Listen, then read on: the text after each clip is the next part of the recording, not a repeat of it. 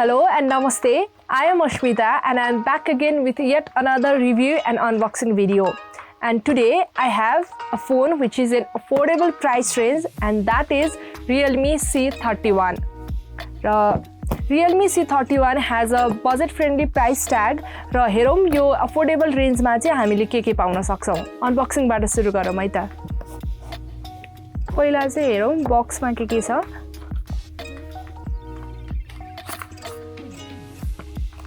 Some booklets, a Zector pin,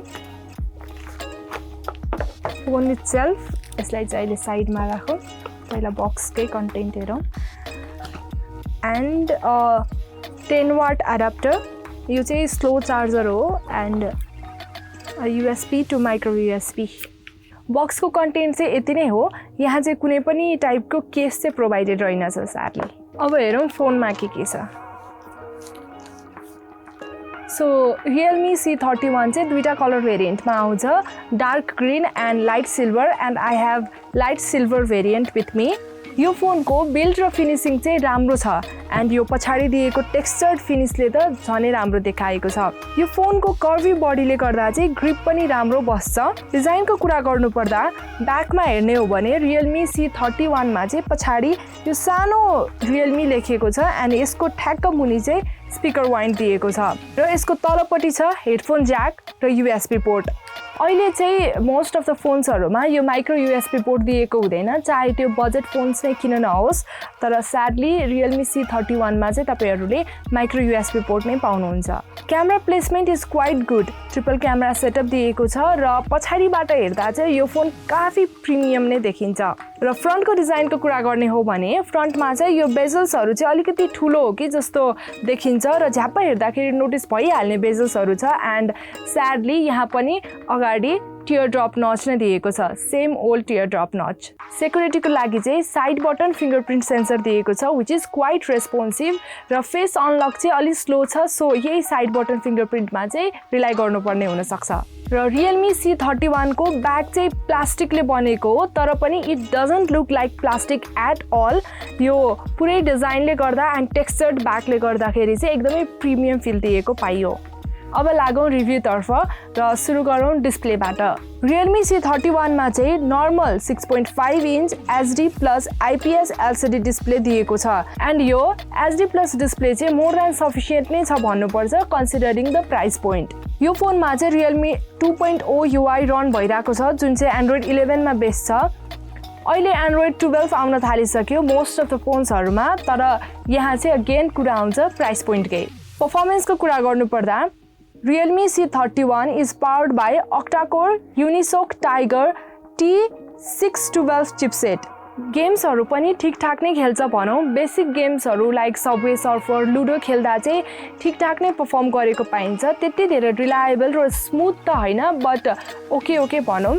तर advance PUBG जस्तो game खेल्नको लागि चाहिँ this phone may not be an option for you. Heating issues चाहिँ त्यति धेरै देखिएन यो फोनमा and this phone doesn't lag as well. अब चर्चा गरौं क्यामेराको. Realme C31 मा 13 मेगापिक्सल प्राइमरी लेन्स छ, 2 मेगापिक्सल म्याक्रो लेन्स एन्ड अर्को तेस्रो लेन्स जुन छ त्यो चाहिँ हो BNW लेन्स जसले चाहिँ फोटोजहरु राम्रोसँग राख्न हेल्प गर्छ एन्ड 5 मेगापिक्सल सेल्फी क्यामेरा जुन चाहिँ अरु फोन भन्दा धेरै कम मेगापिक्सल भएको सेल्फी क्यामेरा हो. क्यामेरा क्वालिटीको कुरा गर्नु पर्दा पोर्ट्रेट इज क्वाइट इम्प्रेसिभ. ब्लरिङ पनि राम्रो गरेको पाइयो बट आउटडोर पिक्चरहरु चाहिँ डिसेन्ट नै आउँछ which you can use for social medias. Selfie पनि Realme C31 ले ठीकठाक नै खिच्छ, तर यहाँ पोर्ट्रेट सेल्फीको अप्सन चाहिँ दिएको छैन. अल्ट्रा वाइड लेन्स चाहिँ मिसिङ छ Realme C31 मा which can be a major drawback किनभने क्यामेराको स्पेसिफिकेसन नै पूरा भएन यो अल्ट्रा वाइड लेन्स नहुनाले. एन्ड ओभरअली भन्नुपर्दा चाहिँ Realme C31 को क्यामेराले डिसेन्ट नै परफर्म गरेको पाइयो. Realme C31 मा चाहिँ ठूलो 5000 mAh को ब्याट्री दिएको छ which gives quite long lasting battery life. By that I mean 2 दिन जति चाहिँ मज्जाले ब्याट्री टिक्छ र 5000 mAh को ब्याट्री दिए तापनि this phone is quite light र त्यस्तो बल्की पनि देखिदैन. स्लिम र लाइट नै छ यो फोन.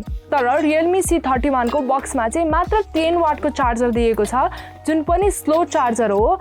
त्यसैले गर्दा यो फोन चार्ज हुन चाहिँ एकदमै धेरै टाइम लाग्न सक्छ it may take around 1 to 2 hours for this phone to fully charge Realme C31 मा चाहिँ सिंगल स्पिकर्स मात्र प्रोभाइडेड छ र डिस्प्ले क्वालिटी पनि त्यति स्याटिस्फ्याक्टरी छैन त्यसैले गर्दा मल्टिमिडिया एक्सपिरियन्स चाहिँ त्यति धेरै राम्रो होला भन्न सकिदैन ब्राइटनेस चाहिँ इन्डोरको लागि त ठिकठाकै हो बट आउटडोरको लागि चाहिँ ब्राइटनेस पनि सफिसिएन्ट छैन Realme C31 को र अन्तिममा कुरा गरौँ यो Realme C31 को प्राइसको र यो Realme C31 चाहिँ 17,799 रुपीजमा अवेलेबल छ नेपाली मार्केटमा र यसको चाहिँ जम्मा एउटा भेरिएन्ट अवेलेबल छ त्यो हो 464GB variant practically speaking you can't expect more from this budget phones यो अफोर्डेबल रेन्जको फोनहरू चाहिँ फङ्सनल मात्र हुने गर्छन् र यदि तपाईहरुको बजेट रेस्ट्रिक्टेड छ एन्ड तपाईहरुलाई डे टु डे क्याजुअल युसेजको लागि फोन चाहिएको हो र धेरै ब्याट्री लाइफ चाहिएको छ भने चाहिँ Realme C31 can be a better option for you.